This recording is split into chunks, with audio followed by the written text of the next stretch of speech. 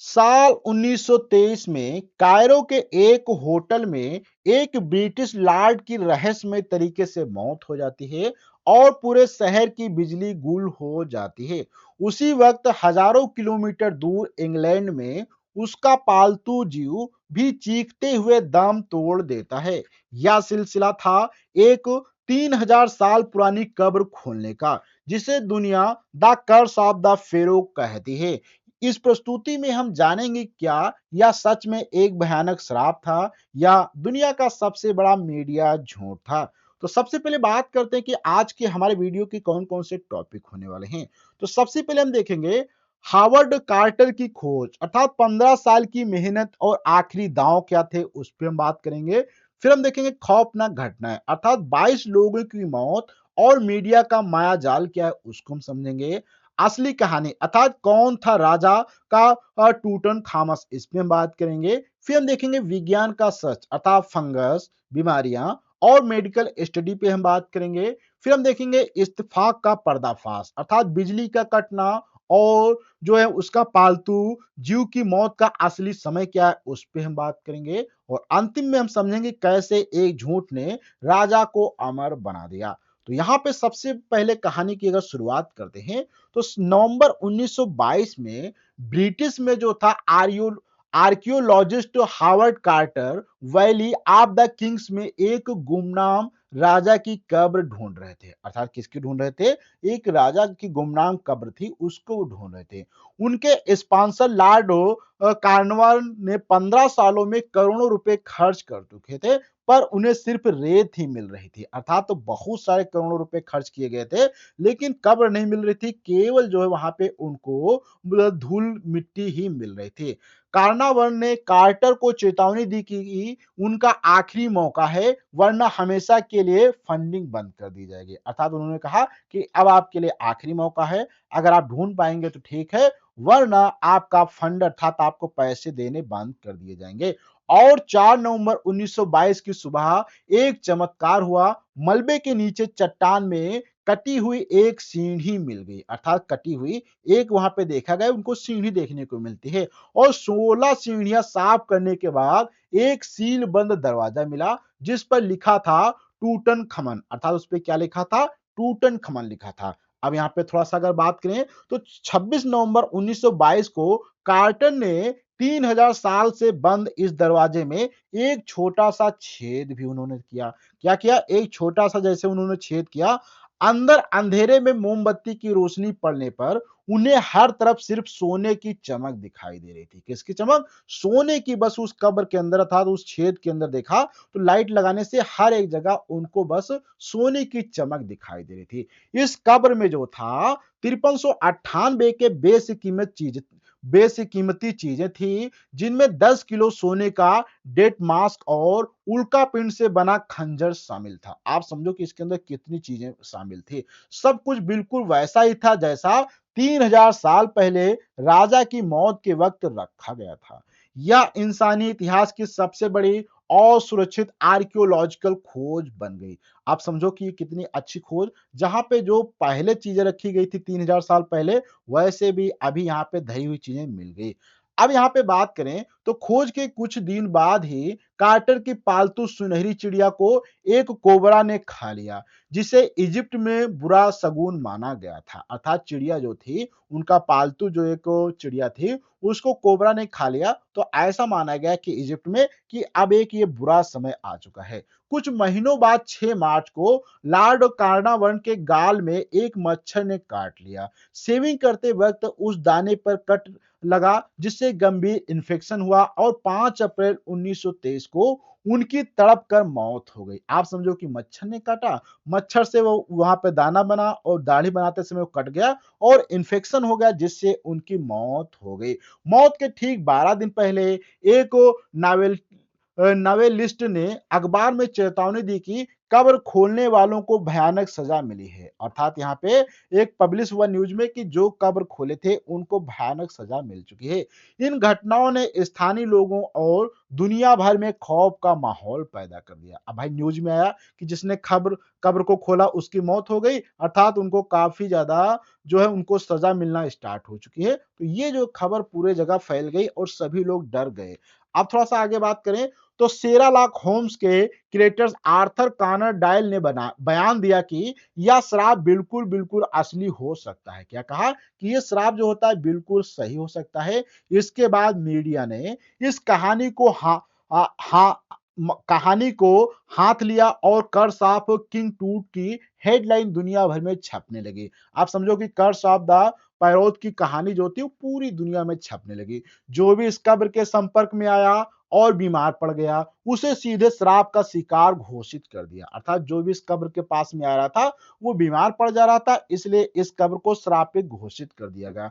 अखबारों की बिक्री बढ़ाने के लिए हर साधारण मौत को एक खौफनाक रहस्य बनाकर पेश किया जाता और जो भी यहाँ पे नॉर्मल तरीके से भी लोग मर रहे थे, उनकी मौत को जो है खतरनाक और खौफनाक तरीके से न्यूज के अंदर पब्लिश किया जाता था, जिससे यहाँ पे पेपर बहुत से ज्यादा बिके और अच्छी खासी इनकम हो। और डर का यह व्यापार इतना बढ़ा कि लोग इस कब्र से जुड़ी हर चीज से खौफ खाने लगे। आप थोड़ा सा आगे बात करते हैं तो 1929 तक इस कब्र से जुड़े 22 लोगों की खौफनाक मौत हो चुकी थी। अर्थात 1929 तक 22 लोगों की खौफनाक तरीके से मौत हो चुकी थी। एक सेक्रेटरी की हार्ट अटैक से मौत के बाद उसके 78 साल के पिता ने 7वीं मंजिल से कूदकर जान दे दी। इस श्राप को प्रमोट करने वाला एक रिपोर्टर खुद भी इजिप्ट में बुखार से मर गया। आप समझो कि जो इस न्यूज में या इसे ज्यादा से ज्यादा बढ़ा चढ़ा के न्यूज में पब्लिश कर रहा था, खुद उसकी इजिप्ट में बुखार से मौत हो गई। सबसे खौफनाक पल तब आया जब 1926 में राजा की मम्मी की जांच की गई। अर्थात राजा की जो मम्मी थी उसकी जब जांच की गई तो मम्मी के गाल पर ठीक उसी जगह एक निशान मिला जहां लॉर्ड कार्नावान को मच्छर ने काटा था। आप समझो कि लॉर्ड कार्नावान जिन्होंने इसको खोजा, उनके गाल पे जहां पे मच्छर ने काटा था, सेम मच्छर का काटा हुआ निशान इस मम्मी के ऊपर भी देखने को मिल गया। श्राप के सच को समझने के लिए हमें जो है टूटन खामन की असली और दर्दनाक जिंदगी को समझना पड़ेगा। उसके पिता ने पुराने भगवानों को हटा दिया था, जिससे पूरे इजिप्ट में भारी अराजकता और बर्बादी फैल गई थी। इजिप्शियन राजा घरानों में भाई बहनों की शादी आम थी, जिसका जेनेटिक नुकसान और टूटा खामन को उठाना पड़ा। उसे क्लब फुट और हड्डियों की गंभीर बीमारी थी। वह बिना छड़ी के चल भी नहीं सकता था। कब्र में 130 छड़ियां भी देखने को मिली थी, जिससे ये आइडिया लग जाता है। सिर्फ वो 18 से 19 साल की उम्र में मलेरिया और इन बीमारियों के कारण उसकी दर्दनाक मौत हो गई। आप थोड़ा सा आगे बात करते हैं तो टूटन खामन इतिहास में इतना मामूली राजा था कि उसके बाद आने वाले राजाओं ने उसका नाम रिकॉर्ड से मिटा दिया। 3000 साल तक दुनिया इस फेरों को पूरी तरह से भूल चुकी थी। नाम मिट जाने का यही वह कारण था जिसने उसकी कब्र को सदियों तक लुटेरों से बचा रखा था, क्योंकि उसका नाम सब लोग भूल गए थे तो कोई भी उसकी कब्र को नहीं ढूंढ रहा था, क्योंकि कब्र के अंदर तो वैसे तो लाखों रुपए का सोना चांदी सब कुछ था, लेकिन जब कोई जान नहीं रहा था तो कोई भी उसके लुटेरे जो थे उसकी कब्र को लूट नहीं रहे थे। किसी को पता ही नहीं था कि वैली ऑफ द किंग्स में या कोई कब्र मौजूद भी है, या कोई जादुई सुरक्षा नहीं बल्कि इतिहास की गुमनामी थी जिसने खजाने को सुरक्षित रखा था। अखबारों ने दावा किया कि कब्र के बाहर एक चेतावनी लिखी थी, जो राजा की नींद में खलल डालेगा, मौत उसे निगल लेगी। ऐसा उसमें लिखा था, लोग कह रहे थे। असलियत में ऐसी कोई भी चेतावनी या टैबलेट वहां कभी मिली नहीं थी। लेकिन न्यूज़पेपर वाले तो बढ़ा चढ़ा के छापते हैं, लेकिन रियलिटी में ऐसा वहां पे कुछ भी लिखा नहीं मिला। यह खौफनाक लाइन एक रिपोर्टर की कल्पना और कार्टर की टीम की रहस्यमय चुप्पी से पैदा हुई थी। दुनिया का सबसे मशहूर श्राप दरअसल जर्नलिज्म के इतिहास का सबसे बड़ा फेक न्यूज था। देखो वहां पे जो लोग मर रहे थे वो उसका कुछ कारण दूसरा था, लेकिन न्यूज़पेपर वालों ने बढ़ा चढ़ा के बता दिया कि जो भी इनके मम्मी के पास जाता है उनकी मौत हो जाती है। इस झूठ ने एक मामूली से फेरों को रातों रात दुनिया का सबसे खौफनाक और मशहूर राजा बना दिया। आप थोड़ा-सा आगे बात करते हैं, तो 1963 में डॉक्टरों ने साबित किया कि मौतों का कब्र खोलने से कोई जादुई कनेक्शन नहीं था, अर्थात कोई जादुई कनेक्शन नहीं था। लेकिन हजारों साल से बंद इन कब्रों में जो था एस्परगिलस निगर नाम की एक खतरनाक फंगस पनप रही थी। अर्थात इसके अंदर क्या था, बहुत ही खतरनाक इसके अंदर फंगस जो थे वो पनप रहे थे। जब लोगों ने कब्र में सांस ली तो इस फंगस ने उनके रिसेप्टरी सिस्टम में इंफेक्शन कर दिया। अर्थात जब कब्र के अंदर लोगों ने सांस लिया तो वो जो थे यहाँ पे फंगस वो उनके अंदर चले गए और उनके रिसेप्टरी सिस्टम को इंफेक्शन कर दिया। अगर उस समय ही एंटीबायोटिक्स मौजूद होती तो इस श्राप का इलाज आसानी से हो सकता था। विज्ञान ने साबित कर दिया कि असली कातिल कोई आत्मा नहीं बल्कि एक माइक्रोस्कोपिक फंगस था जिसके कारण सभी लोगों की मौत हो रही थी। कायरो में रात को 1:55 पर बिजली का कटना कोई जादू नहीं बल्कि 1920 के दशक में एक आम बात थी। अरे बिजली तो अपने आप आती जाती है तो कोई उससे क्या संबंध है? कोई भी संबंध नहीं है। पालतू जो उनका जीव था कि मौत उसी वक्त नहीं हुई थी, टाइम जोन के अंतर अगर देखा जाए के कारण वह 4 घंटे बाद मरी थी। ऐसा सभी पहले कहते हैं कि उसी समय मरी थी लेकिन ऐसा नहीं है। टाइम जोन के हिसाब से वो 4 घंटे बाद मरी थी। लॉर्ड कार्नावान पहले से ही बहुत बीमार रहते थे। लंदन की सर्दी से बचने के लिए वो इजिप्ट आए थे, अर्थात उनको पहले से ही समस्या थी और 1923 में पेनिसिलिन अर्थात एंटीबायोटिक का आविष्कार नहीं हुआ था। इसीलिए एक मामूली मच्छर के काटने से उनके इन्फेक्शन फैला और वो जानलेवा इन्फेक्शन में बदल गया जिससे उनकी मौत हो गई। आप थोड़ा-सा बात करते हैं तो 2002 में ब्रिटिश मेडिकल जर्नल की एक स्टडी ने श्राप के मिथक को पूरी तरह से आंकड़ों में तोड़ दिया है। इस स्टडी ने उन 44 पश्चिमी लोगों का विश्लेषण किया जो खोज के समय इजिप्ट में मौजूद थे।